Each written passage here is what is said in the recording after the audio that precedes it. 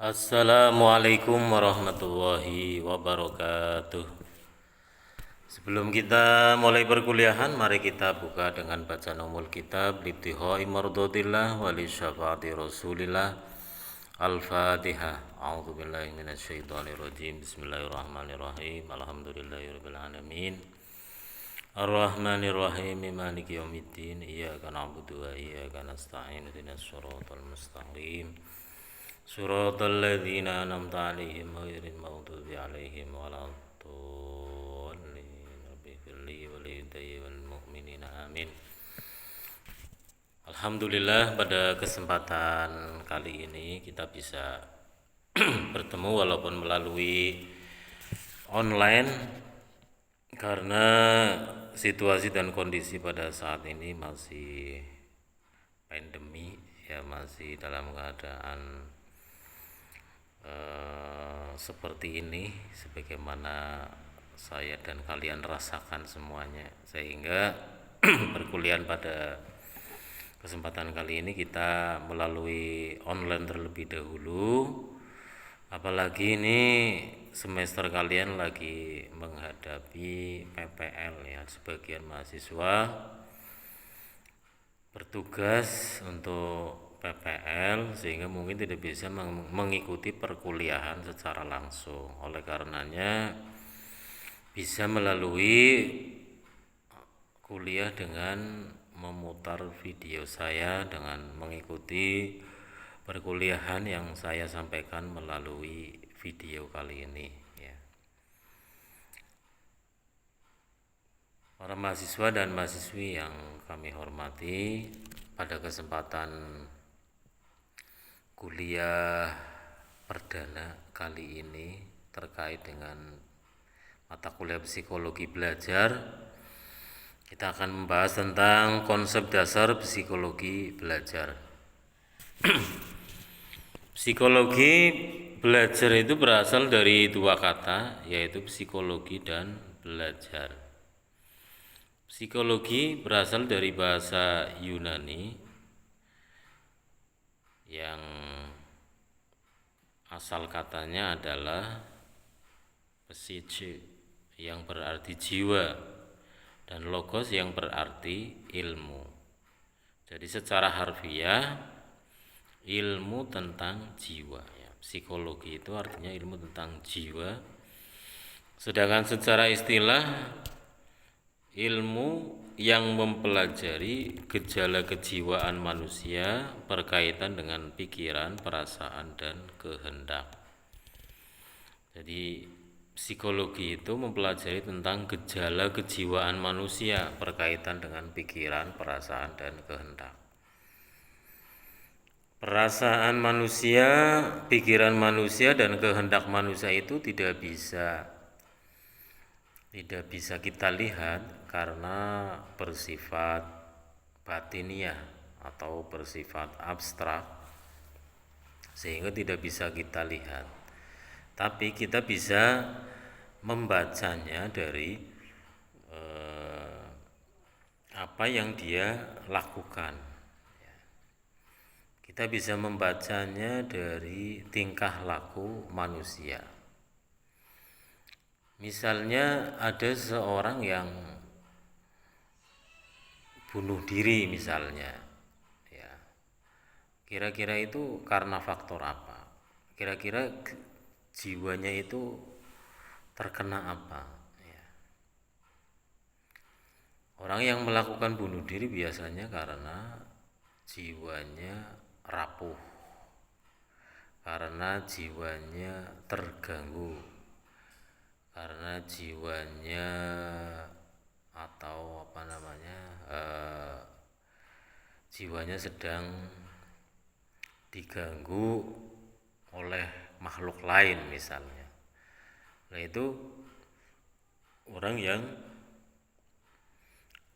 melakukan bunuh diri karena kejiwaannya terganggu, ya.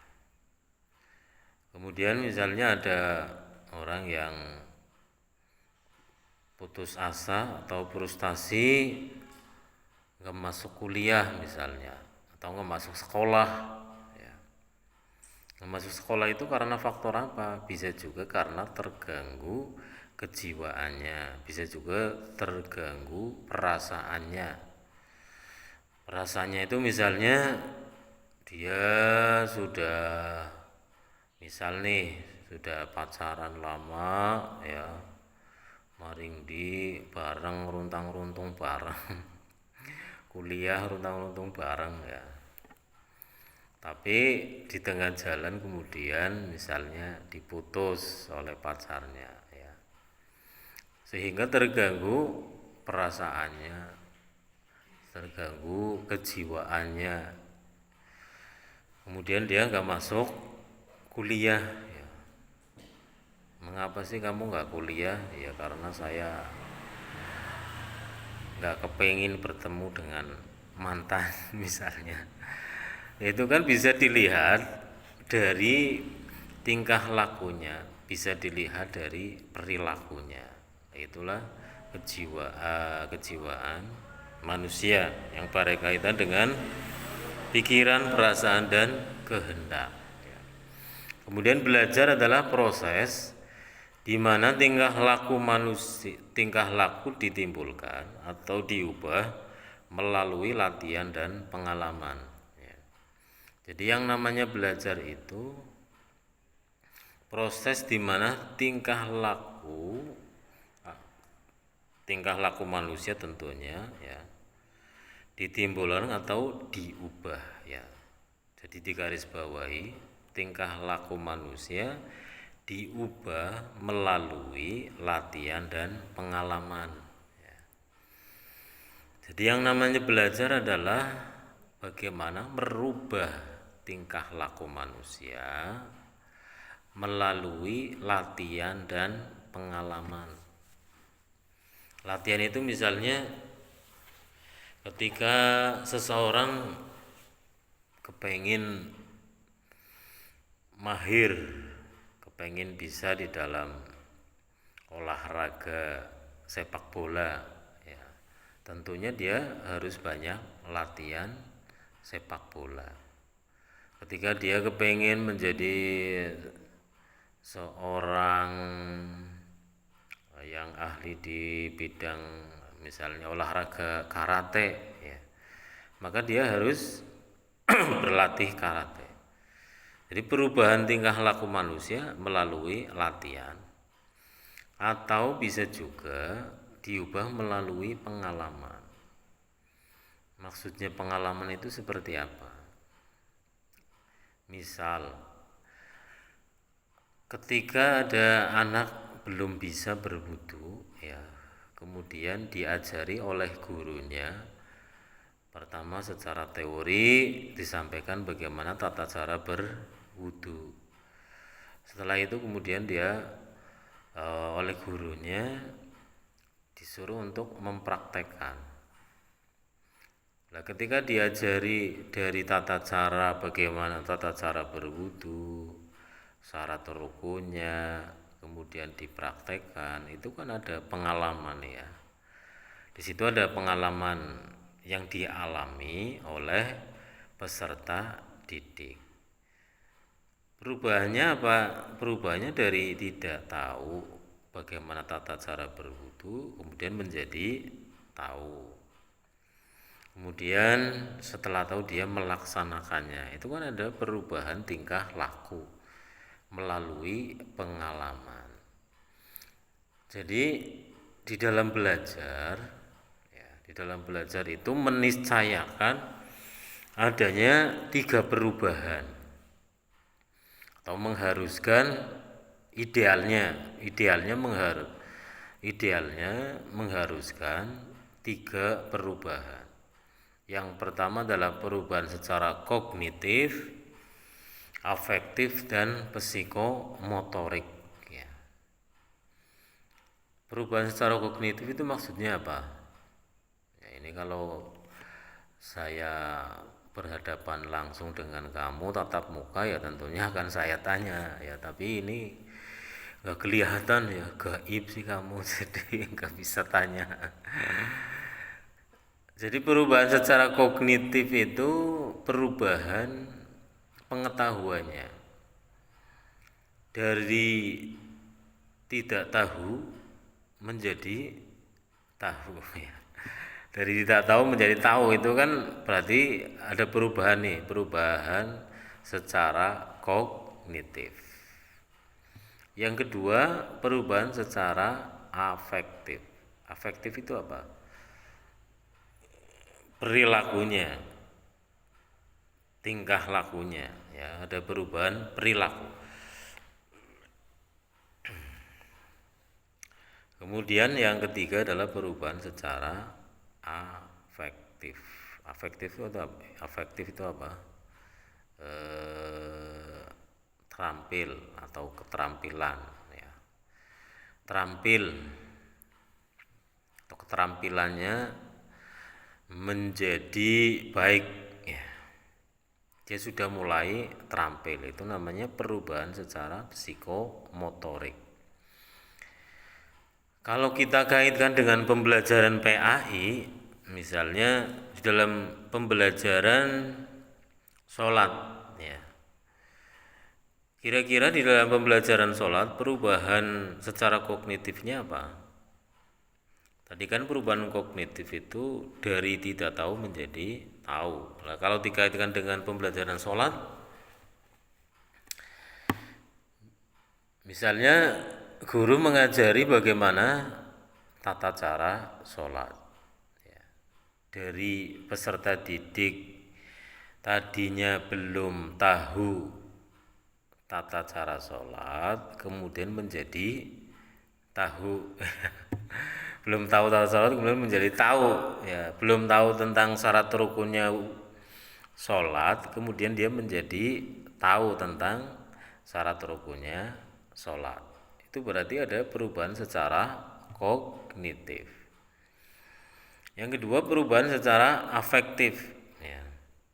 Setelah peserta didik tahu bagaimana dia mengetahui tentang tata cara sholat, mengetahui syarat rukunya, ya, kemudian dipraktekkan dalam sebuah perilaku, mempraktekkan sholat, tata caranya takbiratul ihram, dia sudah tahu, kemudian dipraktekkan tata cara membaca suratul Fatihah, dia sudah tahu, kemudian dipraktekkan secara mempraktekkan teori-teori pengetahuan yang telah dia dapatkan. Itu namanya perubahan secara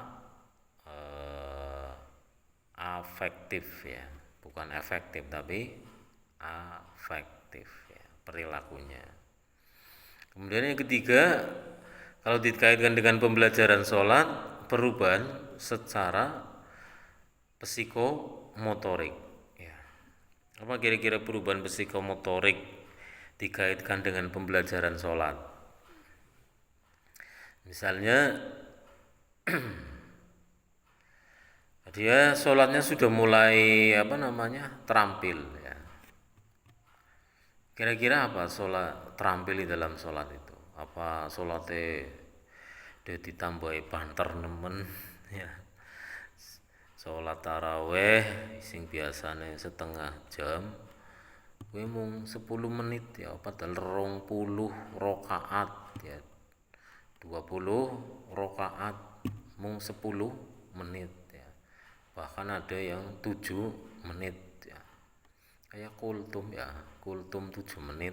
Kalau sholat taraweh 20 rakaat 7 menit, ya.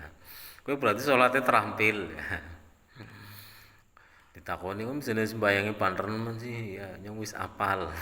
Seperti dia sudah terampil sholat. Tapi memang begitu, ya, tentunya tidak seperti itu, ya. Terampil di dalam sholat itu maksudnya yang pertama jadi perubahan secara kognitif, afektif, dan psikomotorik. Psikomotorik, ya, perubahan psikomotorik dalam pembelajaran sholat itu yang pertama, sholatnya sudah mulai berjamaah, ya. Tadinya tidak berjamaah, kemudian dia sudah mulai berjamaah.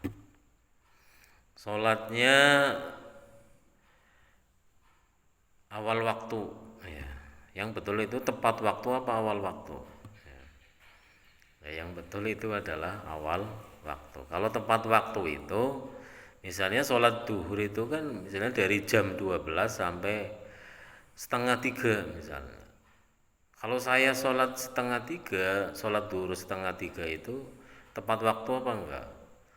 Yaitu termasuk tepat tepat waktu karena memang sholat duhur itu misalnya jam 12 sampai jam 3 kurang seperempat misalnya. Berarti saya sholat setengah tiga itu masih tepat waktu. Makanya di dalam sholat itu yang paling pas dengan menggunakan kalimat awal waktu ya, sholatnya sudah mulai di awal waktu. Nah kalau dikaitkan dengan pembelajaran fikih di dalam kitab takrib itu kan waktu sholat dibagi menjadi berapa? Tiga ya. Ada waktu jawas, jawas itu boleh. Ada waktu tahrim, tahrim itu diharamkan. Ada waktu makruh ya, waktu dimana dimakruhkan ya. Jadi ada waktu khiyar ya, khiyar itu maksudnya yang paling bagus ya, waktu khiyar, waktu jawaz, waktu tahrim ya. Itu yang makruh itu masuk di dalam waktu, masih dalam waktu jawaz ya. Jadi sholat itu ada waktu tahrim, tahrim itu sebelum masuk itu juga tahrim, setelah waktunya habis juga termasuk tahrim. Jawaz itu tadi ya setengah jam 12 sampai jam setengah tiga itu kan jawaz ya. Nah waktu khiyar itu pada awal waktu. Nah dia sholatnya sudah mulai awal waktu, berarti ada perubahan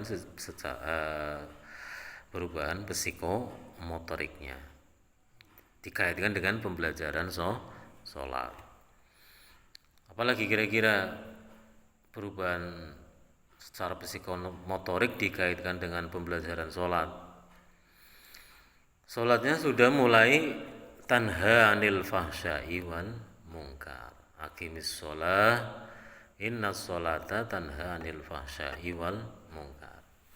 Dirikanlah sholat karena sesungguhnya sholat itu bisa mencegah dari perbuatan keji dan mungkar ya.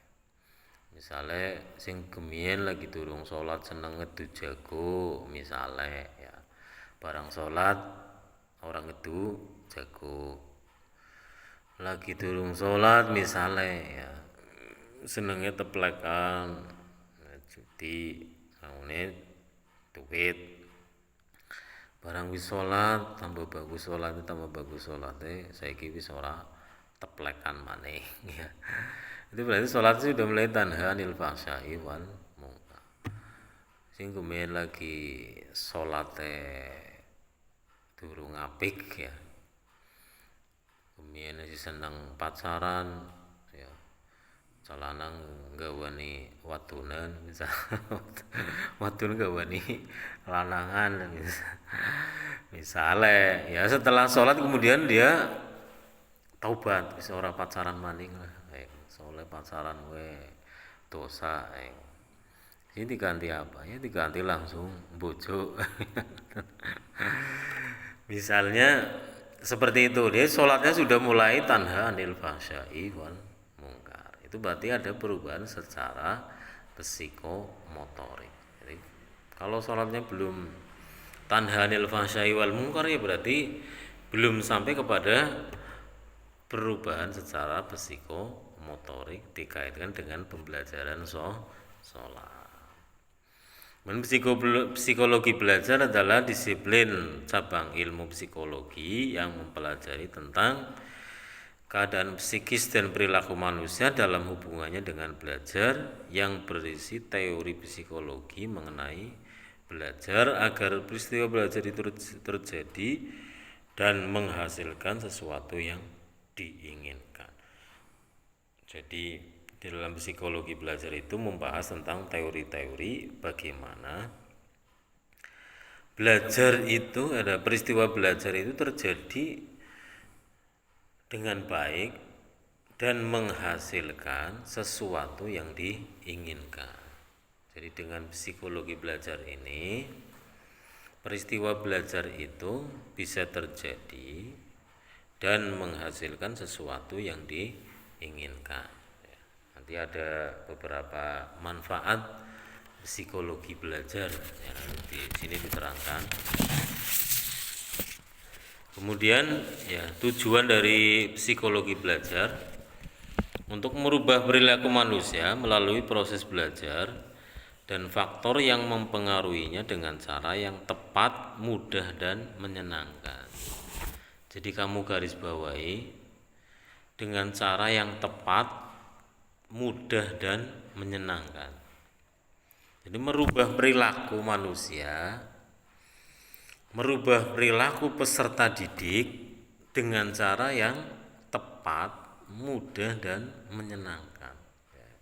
Itu kalau kita belajar psikologi belajar, ya kita tahu nanti teori-teori tentang psikologi belajar, sehingga ketika kita mengajar, ketika kita mendidik kepada peserta didik itu kita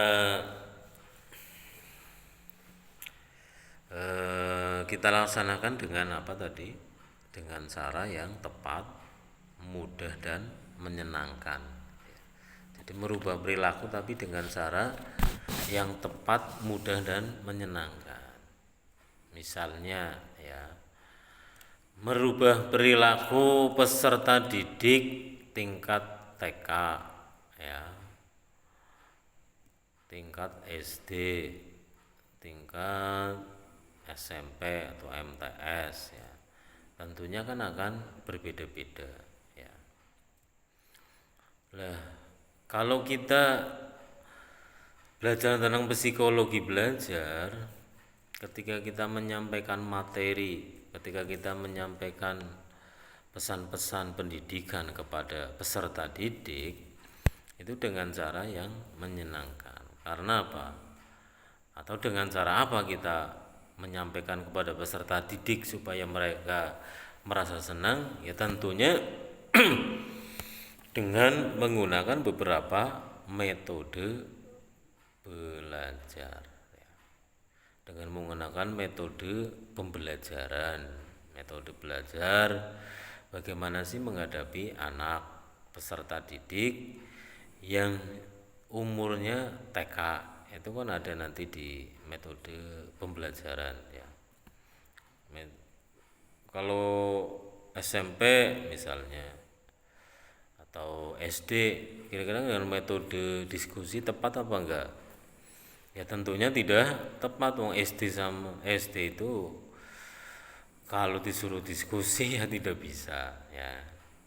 Jadi menggunakan metode itu dengan cara yang tepat juga. Kalau SMA diskusi sudah tepat belum? Ya sudah mulai ya. SMA itu sudah mulai tepat ya dengan menggunakan metode diskusi, apalagi perguruan tinggi atau mahasiswa ya. Nah, kalau mahasiswa itu ya sudah tepat misalnya dengan menggunakan metode diskusi, atau bahkan dia menjadi seorang narasumber di diskusi tersebut ya.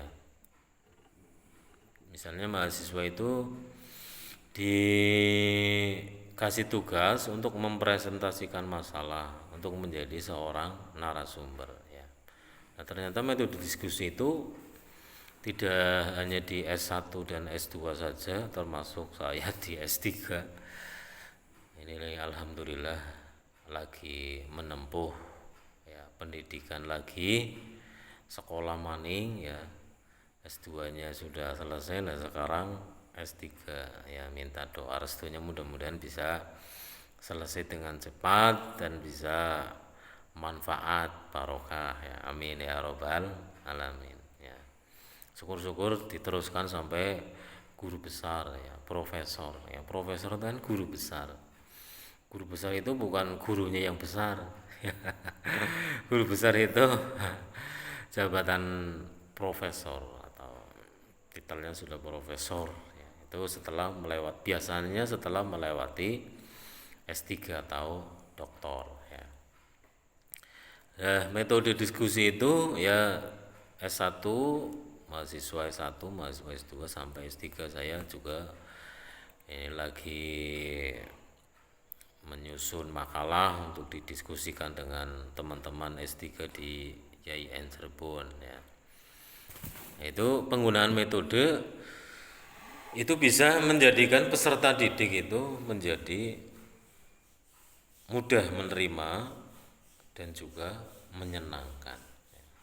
Nanti kamu akan belajar tentang metode yang tepat ya. Nanti ada itu kan di silabusnya kan ada metode pembelajaran atau metode belajar supaya apa?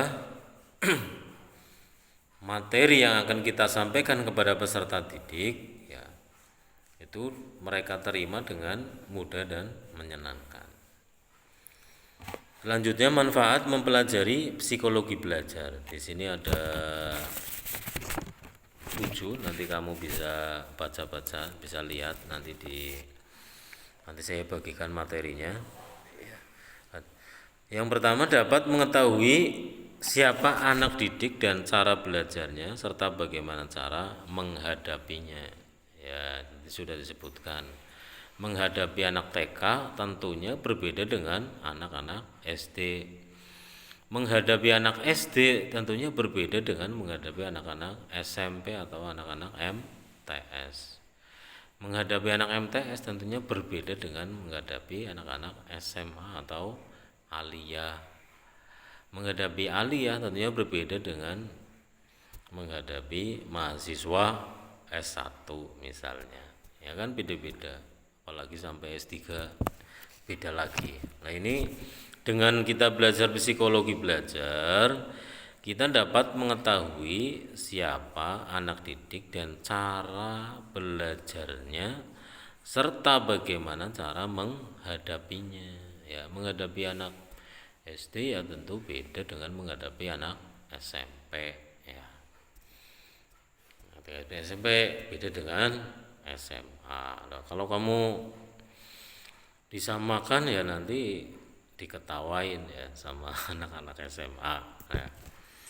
Jadi nanti kamu dengan belajar psikologi belajar kamu akan tahu tentang bagaimana cara menghadapi peserta didik. Ini saya kasih contoh nih ya. Misalnya ada anak yang lagi ribut ya. Misalnya ada anak yang lagi ribut itu apa yang akan kamu lakukan? Supaya anak itu tidak ribut lagi ya. Misalnya salah satu caranya ya, ini salah satu caranya misalnya kita dekatin anak yang lagi ribut atau mahasiswa yang lagi ribut, kita dekatin. Nah, setelah kita dekatin kemudian kita tanya, biasanya kalau anak yang lagi ribut atau mahasiswa yang lagi ribut ya ngomong sendiri, ngobrol sendiri itu kita tanya biasanya nggak bisa ya. Nah, ketika dia ditanya nggak bisa itu kan berarti biasanya mentalnya itu down ya. Mentalnya, ketika mentalnya down akhirnya kemudian dia merasa bersalah sehingga akhirnya memperhatikan kepada gurunya ya. Jadi guru itu jangan selalu duduk di tempat duduk di depan ya, tidak pernah berdiri ya, selalu duduk di depan, itu jangan seperti itu.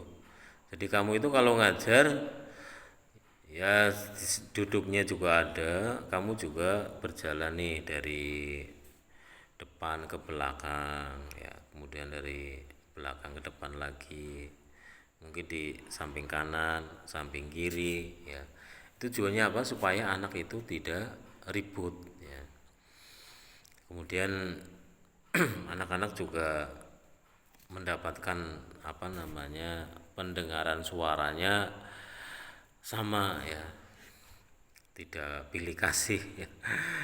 Ngobrolnya atau ngajarnya di sisi kiri terus itu juga jangan, atau di sisi kanan terus ya juga jangan. Jadi kali-kali kita ke belakang ya.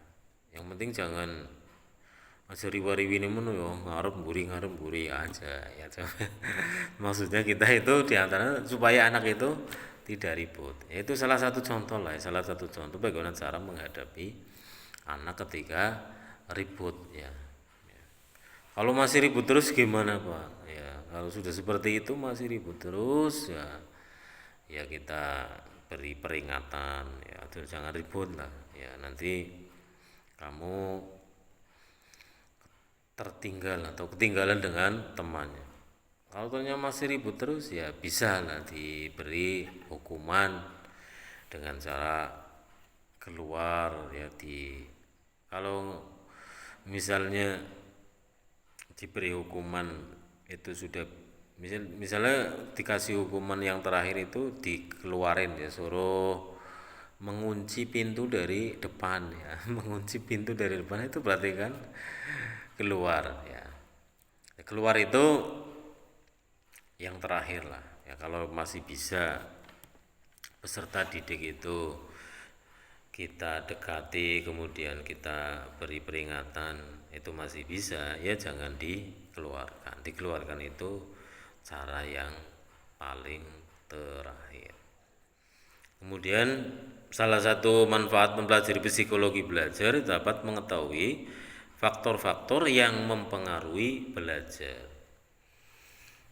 Jadi nanti ada bab mengenai kesulitan belajar dan faktor yang mempengaruhi. Mengapa sih peserta didik itu mengalami kesulitan belajar?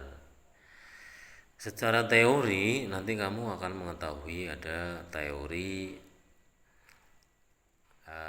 nativisme atau aliran nativisme yang mengatakan bahwa baik buruknya manusia, baik buruknya peserta didik itu dipengaruhi oleh keturunan. Itu teori nativisme atau aliran nativisme. Yang kedua, aliran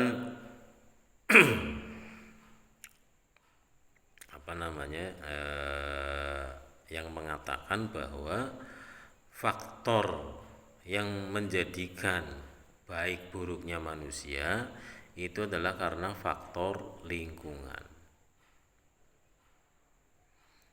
Teori ini namanya empirisme ya. Nativisme, empirisme, dan konvergensi ya. Nanti kalau kamu belajar psikologi belajar akan dikenalkan tentang aliran nativisme, empirisme. Empirisme itu mengatakan bahwa baik buruknya manusia itu dipengaruhi oleh faktor lingkungan. Ya, lingkungan itu dibagi menjadi 3. Yang pertama adalah lingkungan keluarga. Yang kedua lingkungan masyarakat di mana dia tinggal. Yang ketiga adalah lingkungan sekolah ya. Teman itu masuk lingkungan mana? Ya, teman itu masuk di lingkungan di mana dia tinggal ya. Lingkungan keluarga itu akan mempengaruhi perilaku manusia. Yang sering kita dengar ya, al-baitu madrasatul ula, atau ada yang mengatakan al-ummu madrasatul ula. Rumah tangga atau orang tua, ibu itu menjadi madrasah, menjadi tempat pendidikan yang pertama ya. Maka ada hadis yang mengatakan kullu mauludin yuladu alal fitrah fa bawahu yuhawidanihi au yunassironihi au yumajjisani.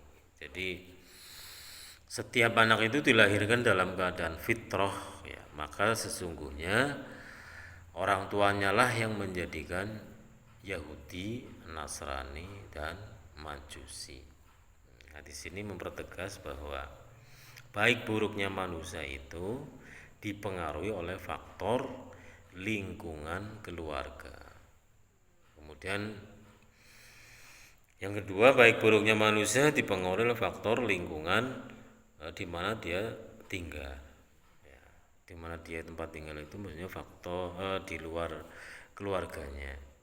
Ya, misalnya ya, saya pernah menjumpai sebuah lingkungan yang ya dapat dikatakan brengsek lah ya, brengsek gitu.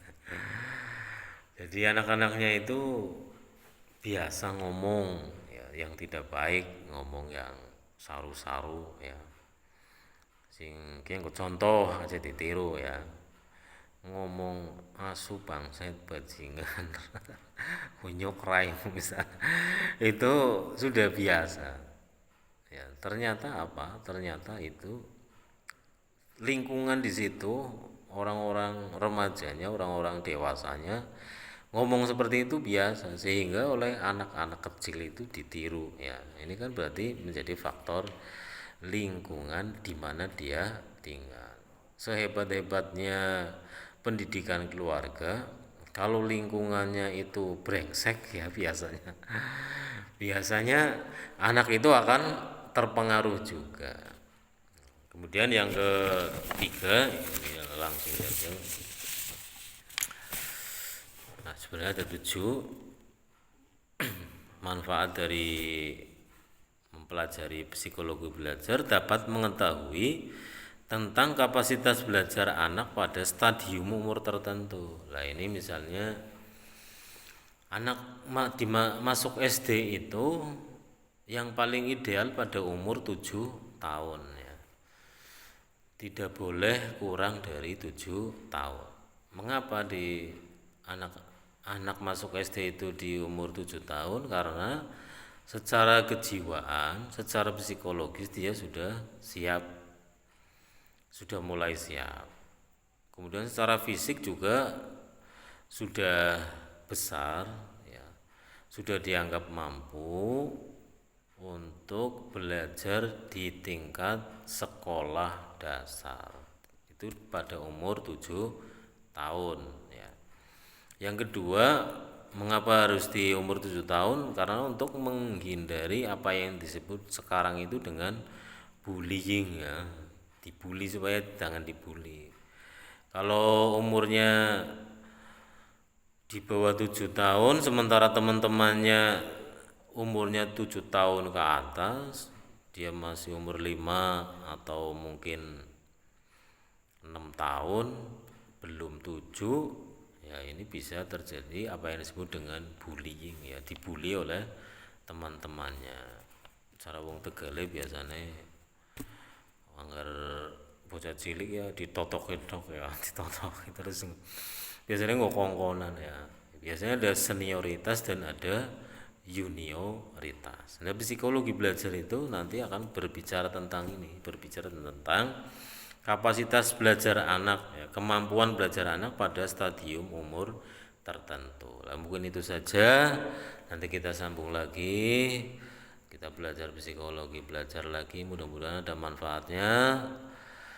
Kita akhiri sampai di sini. Nanti yang mau bertanya bisa langsung menggunakan video direkam sendiri, kamu boleh menggunakan perekam suara juga boleh, menggunakan WA juga boleh. Matur nuwun. Wallahul muwaffiq ila aqwamit thoriq. Assalamualaikum warahmatullahi wabarakatuh.